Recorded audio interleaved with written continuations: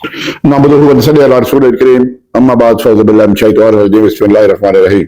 News adder سے آپ کا ہوسٹ گوشت افراد قریشی آپ کی خدمت میں حاضر ہے اور سلام کرتا ہے. چند امپارٹنٹ خبریں ہیں اور ان پہ انالیسس کروں گا. سب سے پہلے تو یہ بشرا بی بی جو ہے 26 نومبر کے بعد 26 اور 27 نومبر کی درمیانی شب کے بعد جب منصیرہ گئی اس کے بعد غائب تھی. آج پہلی دفعہ نمودار ہوئی ہیں اور پشاور ہائی کورٹ سے انہوں نے بیل حاصل کیا. اس کو بیل حاصل کرنے کے بعد وہ واپس چلی گئے.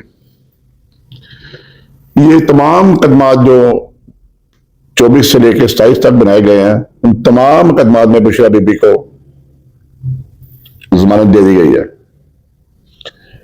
یہ اندازہ کریں آپ کہ اگر اسلام آباد میں کسی چڑیا نے بھی حرکت کی ہے جنبش کی ہے تو اس کا کیس بھی عمران خان اور بشرا بی بی کو ڈال دیا گیا. اور ابھی باوثوق ذرائع سے یہ پتہ چلا ہے کہ جو 3 رینجرز کے بندے کچل دیے گئے خود ہی جنہوں نے کچلا ہے وہ ایک بیوروکریٹ کا پوتا ہے اور منصیرہ کرنے والا ہے. تحقیقات بھی شروع ہو چکی ہے لیکن انہوں نے بھٹو کی طرح گرفتار بھٹو کی طرح وہ مقدمے میں قتل کے عمران خان پہ ڈال دیا. اور عمران خان پہ اس کے علاوہ بھی 7 مقدمات اور اسلام آباد کے مختلف تھانوں میں درج کر دیے گئے. بیسک ان کا مقصد یہی ہے کہ وہ کسی نہ کسی طریقے سے جیل سے باہر نہ آ سکے. یہ نہ 47 کی گورنمنٹ کو سوٹ کرتا ہے نہ ہماری اسٹیبلشمنٹ کو سوٹ کرتا ہے. اب ایک جو حالت انگیز انصاف ہوا ہے کہ جب 24 نومبر کا جو فائنل کال تھی جب وہ 26 نمبر 54 میں پہنچی تو محسن نقوی فیسیلیٹیٹر بنا. اس نے برسٹر گوہر اور محسن اور برسٹر سیف دونوں جن کا تعلق کے پی کے سے ہے. کے پی کے میں بڑے اچھے لوگ بھی ہیں جیسے جنہوں نے شہادتیں دی ہوئی ہیں اور وہاں ظاہر جو اچھے لوگ وہاں کچھ لوگ پہلے ٹرین بھی کیے گئے. برسٹر گوہر پہ کیوں نہیں کوئی بھی مقدمہ درج ہوا؟ برسٹر سیف پہ کیوں مقدمہ درج نہیں ہوا؟ تو کیوں نہیں ہوا تو اس کے عقل مندوں کے لیے اشارہ ہی کافی ہوتا ہے. اب پوری کہانی تو آپ لوگوں کو سمجھنا چاہیے کہ آج تک برسٹر گوہر پہ کیس ہی کو نہیں درج ہوا. جو جس طرح دہشت گردی کے پرچے درج ہوتے ہیں اس میں کوئی اس کو پکڑتے چھوڑ دیتے ہیں. پارلیمنٹ بلڈنگ کے باہر سے بھی اس کو پکڑا گیا اور پھر چھوڑ دیا گیا. انہوں نے کہا اس کی تو ہمیں ضرورت ہی نہیں ہے, یہ تو ہمارا بندہ ہے, اس کو کیوں پکڑنا ہے, یہ باہر ہے کہ یہ ساری خبریں میں بچا رہا تھا, ہمیں کیا ضرورت ہے. تو اس میں جو عمران خان اور برسٹر گوہر کے درمیان بات چیت ہوئی وہ منظر عام پہ آ گئی ہے. انہوں نے کہا جی برسٹر گوہر نے کہا کہ اسٹیبلشمنٹ اس بات پہ ایگری ہو گئی ہے کہ آپ کو 6 دن بعد بنی کا ہاؤس میں بھیج دیا جائے گا اور اس کو جیل ڈکلیئر کر دیا جائے گا. تو آپ یہ کہیں کہ جو ماب ہے, جو کراؤڈ ہے, جو شامل ہے جلوس میں, ان کو سرجانی ٹاؤن بھیج دیا جائے. اور اس سلسلے میں آپ پیغام جو ہے وہ 40 منٹ کا پیغام ریکارڈ کروا دیں. تو عمران خان نے برسٹر گوہر سے پوچھا یہ جو موبائل ہے یہ تمہارا ہے؟ انہوں نے کہا نہیں جی یہ اسٹیبلشمنٹ کا. تو اس نے کہا میں تو اس پہ ریکارڈ نہیں کروں گا, وہ تو ایڈٹ کر کے میرا پتہ نہیں کیا کچھ اس پہ کریں گے. تو جو بات کرتے تھے جی سرجانی ٹاؤن میں عمران خان نے کہہ دیا وہ ثابت ہو گئی ہے. وہ جو ان کا ایگریمنٹ ہی نہیں ہو سکا تو عمران خان جو اپنے مدعوں کو کہے گا سرجانی ٹاؤن جاؤ. اور یہ برسٹر سیف نے آگے باہر جو کیا ہے, جو بیان بازی کی ہے, پتہ نہیں میں تو حیران ہوں یہ پی ٹی اے والے خاموش کیوں ابھی تک اس پہ کارروائی کیوں نہیں ہوتی. اور علیمہ بی بی نے آج جیل میں جا کے عمران خان کو تمام مقاصد بتا دیے, ایک اور کوئی بندہ نہیں آیا. اور برسٹر گوہر کی غلط بیانیاں جو عمران خان کو کرتا رہا وہ بھی بتا دیا گیا کہ یہ فلاں جگہ آپ کو جھوٹ بولتا رہا, گمراہ کرتا رہا. آج عمران خان جیل میں سیخ پا ہوا ہے.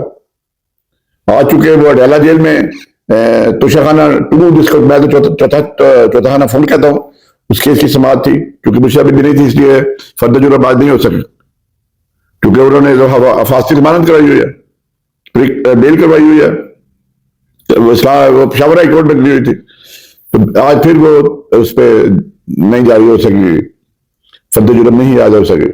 لیکن وہاں عمران خان کو جو اس نے برسٹر گوہر نے جھوٹی باتیں بتائی تھی وہ تو آج علیمہ بی بی نے بتا دی سارے کچھ عمران خان کو کہ فلاں بندہ نہیں آیا, فلاں نہیں آیا, برسٹر گوہر کا کیا رول ہے, برسٹر سیف کا کیا رول رہا ہے, علی امین گڈا پور نے کیا کیا.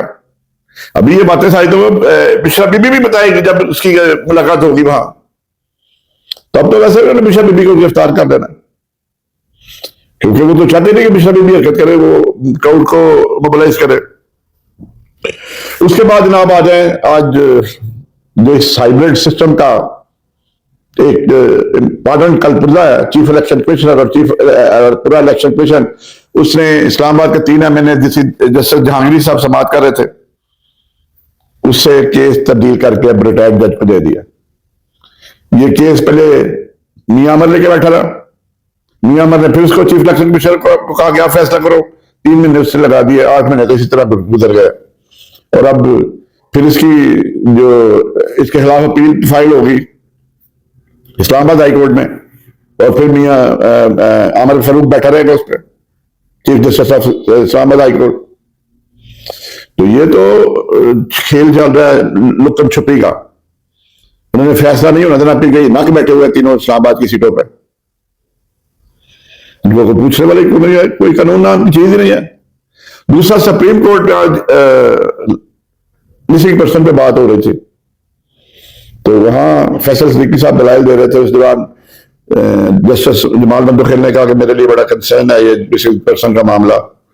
انہوں نے کہا یہ بیٹھے ہوئے ہیں کھوسا صاحب اور ارتضاء حسن سینئر ڈیبیٹ کو چاہیے کہ یہ کچھ کرے، ان کے لیے پارلیمنٹ کو چاہیے قانون کا فیصلہ کرے قانون کے مطابق. تو کھوسا صاحب اٹھ کھڑے ہوئے، انہوں نے کہا جی 26ویں ترمیم کا فیصلہ ہوگا، پارلیمنٹ تو وہی کر سکتی ہے جو اس سسٹم کی تباہ کرنے والی ہے.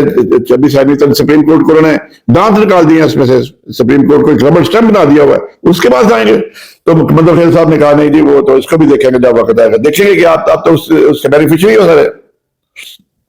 دوسری بات، پتا چلا کہ گزشتہ جو آرڈر کیا تھا قاضی فیاض عیسیٰ کے زمانے میں آرڈر ہی غائب کر دیا گیا. اس سے پہلے اسلام آباد ہائی کورٹ میں CCTV فوٹیج غائب کر دی گئی تھی جس دن 9 مئی کو عمران خان نے پکڑا گیا تھا، اور آج جناب وہ آرڈر ہی غائب کر دیا گیا. اب کیا کریں گے؟ یہ جو نامعلوم افراد ہیں وہ کہاں تک پہنچ جاتے ہیں، ان کی کہاں تک ان کی رسائی ہے. سپریم کورٹ کا آرڈر ہی غائب ہو گیا، 9 مئی کی فوٹیج غائب ہو گئی تھی. تو یہ اس ملک میں ہو رہا ہے، یہ اس ملک میں سسٹم چل رہا ہے.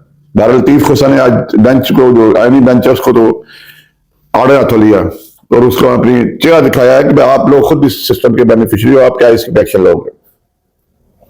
تو یہ وہ ضروری خبریں تھی جو آپ کو بتانے والے تھی. دوسرا ہے کہ آڈیو ریلیز ہوئی ہے جس میں گڈا پر گالیاں نکال رہا ہے، وہ بھی آپ کو سنائی جائے گی، لیکن لوگوں نے لگا دی ہوئی ہے، اتنی بیچ گفتگو ہوئی ہے کہ بیان ہی نہیں کی جا سکتی. اب گڈا پر کے بھی دن تھوڑے لگ رہے ہیں. یہ تمام جو ہیں وہ وکٹ کے دونوں طرف کھیل رہے ہیں، یہ تمام جودے دار ہیں. تو ان کی حیثیت کیا ہے؟ ان کو باہر نکالو کہ نئے بندوں کو، نوجوانوں کے حوالے کر دو، پارٹی جو شہید ہوئے ہیں ان کے ورثہ کے حوالے کر دو. پارٹی کم از کم وہ آپ کے ساتھ لائل تو ہوں گے نا. یہ تو پوری پارٹی جو آپ نے بت کھڑے کیے ہوئے سارے آپ کے ساتھ ڈسلائل ہیں. اجازت چاہتا ہوں، انشاءاللہ بات ہوگی. دعا میں یاد رکھیں کہ دنیا کا خیال رکھیں. السلام علیکم ورحمۃ اللہ وبرکاتہ.